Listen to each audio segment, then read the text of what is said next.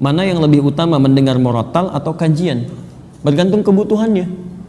Kalau dari tingkat keutamaannya, kajian lebih utama, karena kajian itu memberikan pemahaman ilmu, sedangkan ilmu hukumnya lebih tinggi dibandingkan dengan ibadah-ibadah sunnah. Bahkan sholat, kalau ada sholat sunnah dengan ada thalabul ilmi, itu thalabul ilmi lebih tinggi nilainya dibandingkan sholat sunnah, lebih tinggi. Nah, mendengarkan murattal, kalau sekedar Anda mendengarkan dengan memahami isinya, itu lebih penting memahami isinya. Saya beri contoh begini misalnya, kalau ibu mendengar murattal ada pahalanya nggak? Halo? Kalau tidak tahu katakan Allah alam, gitu. Baik, kalau baca murattal ada pahalanya. Baca murattal ada, setiap hurufnya berapa? 10 kebaikan. Lihat, baca ada pahala, ketika baca 10 kebaikan. Kalau Anda cuma mendengar saja dapat pahala dari situ, pahala mendengarkannya. Ya.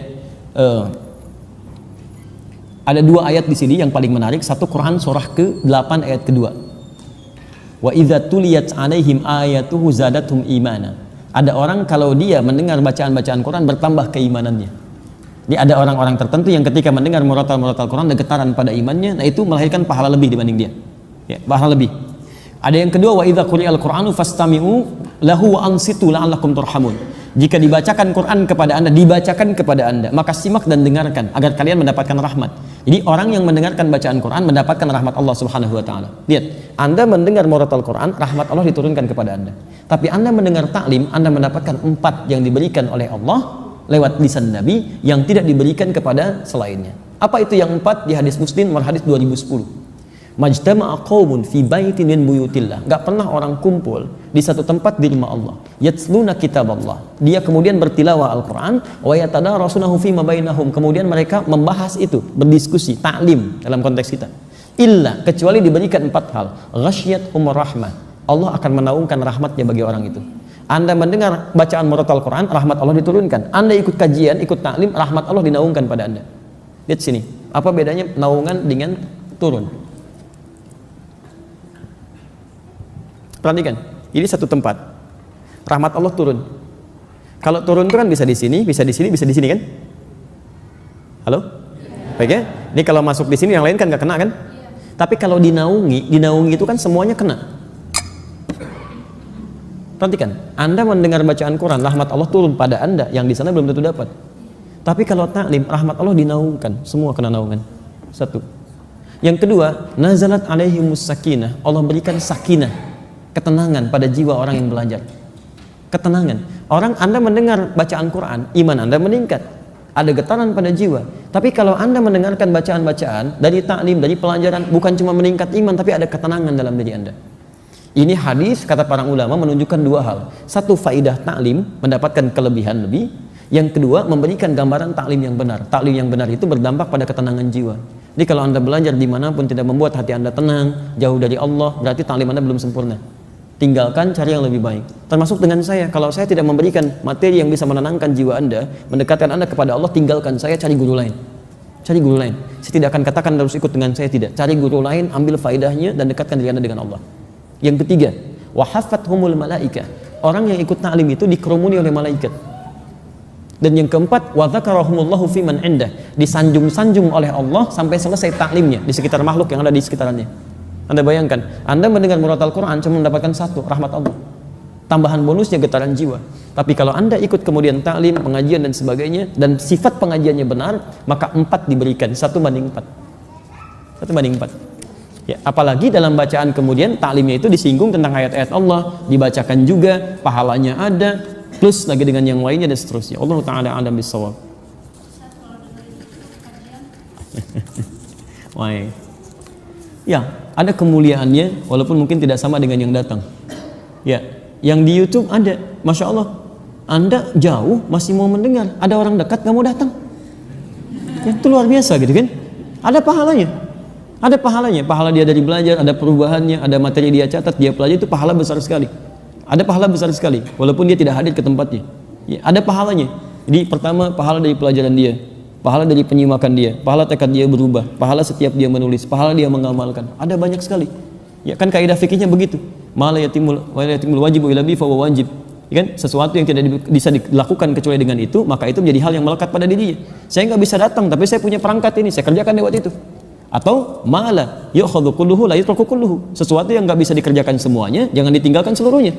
Saya nggak bisa datang, tapi saya bisa simak dari sebagian tayangannya. Boleh, silakan. Itu ada pahalanya untuk kita semua. Ada pahalanya insya Allah. Tapi kalau Anda masih bisa hadir dan bisa Anda jangkau, maka pahalanya lebih banyak lagi. Ada di Ibnu Majah nomor hadis 233. Riwayatnya dari Abu Darda. Man salaka tariqan yaltamisu fihi ilman, satu, sahalallahu lahu tariqan ilal jannah. Siapa yang menyiapkan dirinya, bersiap-siap menempuh jalan untuk belajar sampai datang ke tempat tujuan, setiap langkahnya akan dihitung kata Nabi untuk meringankan langkahnya ke surga saat di akhirat. Yang kedua, wa innal malaikata la tad'u ajnihataha ridwan li talabil ilmi. Dan para malaikat kalau Anda tahu, sejak Anda berangkat dari tempat Anda tinggal itu membentangkan sayapnya, memberikan ridho kepada Anda sampai Anda pulang lagi. Ya, hanya dijadikan gaib, tidak tampak pada pandangan kita oleh Allah supaya kita nggak khawatir. Kalau ditampakkan malaikatnya begini, Anda nggak akan berangkat tuh. Anda di rumah aja. Kenapa? Ada malaikat. Masya Allah. Baik ya. Baik, itu belum selesai. Dan kemudian yang ketiga, seluruh penghuni langit dan bumi sampai hatal hitan allati fil bihar, sampai paus-paus hiu-hiu yang ada di lautan, yastaghfirun li talibil ilmi, memohonkan ampunan kepada Allah untuk para penuntut ilmu. Jadi saat kita belajar ini, Anda jangan kira ya semua ahli langit dan bumi yang beriman kepada Allah, bahkan hewan-hewan itu memohonkan ampunan untuk para penuntut ilmu. Tapi bukan yang biasa, yang mau merubah dirinya untuk lebih dekat dengan Allah Subhanahu wa taala. Jadi bukan pelajaran-pelajaran yang menjauhkan Anda dari Allah. Hati-hati. Anda ngaji, tapi dalam pelajaran itu Anda diminta menjauh dari Allah. Semua agama sama, kita mesti menyamakan. Nah, itu bukan, itu nggak ada manfaatnya. Ada keburukan di situ. Paham ya? Baik. Makanya hasil orang taklim benar itu dengan yang tidak benar itu lain. Kalau orang taklimnya benar, walaupun banyak macet, nggak ada begitu pulang halangin ambulan, misalnya, itu nggak ada. Ya, pasti baiklah, semuanya baik. Jadi saya tidak ingin ada orang-orang yang belajar kemudian, apalagi belajar dengan kita sama-sama menyakiti orang lain. Tidak boleh ada. Tidak boleh ya. Jadi walaupun Anda parkir, nanti berikan kesempatan supaya berangkat dengan baik dan sebagainya. Ada yang mencela, balas dengan kebaikan. Ya, jangan diolok-olok. Yang salah itu perbuatannya, bukan orangnya. Ya, Anda tahu Firaun? Tahu, kita dengar di Quran disebutkan namanya Firaun, zalimnya luar biasa. Tapi pernahkah Allah menyebutkan nama aslinya? Tidak. Inisialnya aja. Firaun kan dari Faraoh, Raja Mesir. Gak pernah disebutkan namanya. Karena yang salah bukan namanya, yang salah perilakunya. Antum lihat Firaun jahatnya luar biasa. Begitu dikoreksi, kesalahannya dikoreksi. Namanya nggak disebutkan, nama aslinya. Ada orang tidak sejahat Firaun, tapi antum celah namanya luar biasa. Digunjingkan, dibully habis-habisan. Antum tuh mau bully orang atau mau memperbaiki kesalahan orang? Itu harus dilihat lagi gitu kan. Coba cek kembali. Nanti begitu sudah selesai minta maaf, materai 6.000 dan sebagainya. Kan nggak jelas seperti itu. Untuk apa gitu kan? Untuk apa? Apakah boleh membaca Al-Quran tafsir tanpa wudhu? Taib. Dalam konteks ini, Imam An-Nawawi dalam kitab At-Tibyan fi Adab Hamalatil Quran, kalau punya kitabnya yang asli warna kuning, terbitan Darun Nafais, halaman 34. Ya, ada di posisi paling kiri di pertengahan paragraf kedua, baris pertama. Ittafaqal ulama, semua ulama sepakat. Ingat, semua ulama sepakat. Lihat. Dalam konteks orang yang tidak punya wudhu, itu masih dibolehkan untuk menyentuh. Ya, menyentuh misalnya mushaf atau ingin membaca, walaupun itu bukan yang utama. Walaupun bukan yang utama. Di utamanya Anda punya wudhu. Jelas ya? Tapi kalau haid itu beda. Ya, ala annal haid, bahwa orang perempuan yang tengah haid itu kalau untuk nyentuh boleh, mushaf boleh, tapi untuk baca itu yang tidak diperkenankan. Jelas ya? Walaupun di sini ada perbedaan pendapat ulama, tapi yang paling rajih dari jumhur ulama, yang paling rajih untuk perempuan yang haid, untuk baca Quran itu tidak diperkenankan. Karena kalamullah itu suci, keadaan dirinya belum suci.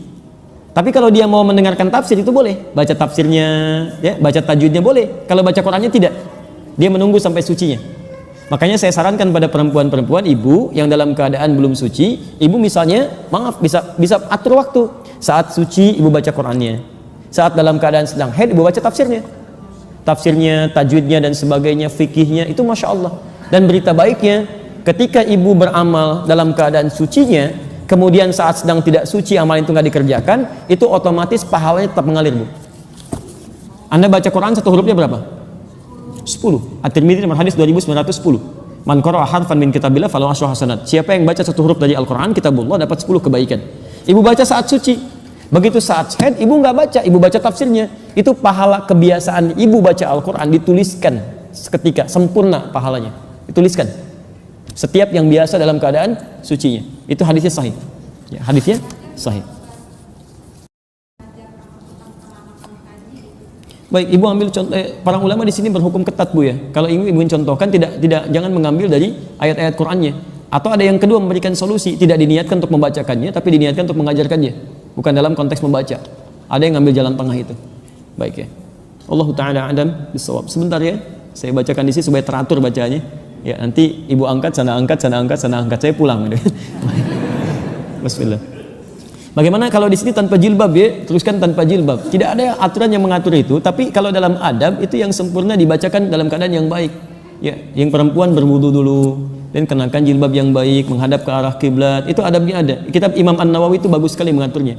Sehingga ketika kata para ulama itu begini, rasakan ketika membaca Quran seperti benar-benar Anda membaca kalam Allah, firman Allah.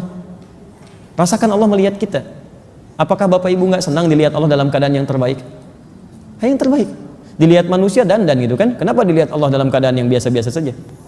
Paham ya? Jadi kalaupun ada kebolehannya, tapi yang utama dalam penampilan terbaiknya, itu poinnya. Apakah boleh sholat tahajud setengah jam sebelum subuh? Boleh. Boleh, setengah jam sebelum subuh boleh. Yang tidak boleh itu setengah jam setelah sholat subuh. Nah itu tidak boleh. Baik, cukup dulu ya, kami harus segera kembali karena saya nanti akan live dalam sesi Al-Quran Sunnah Solution. Yang belum terjawab di sini ada 1 atau 2, insya Allah nanti dijawab dalam sesi Quran Sunnah Solution ba'da maghrib, tersambung live lewat Akhir TV dari Masjid Al-Ihsan PT MPJS di Bekasi.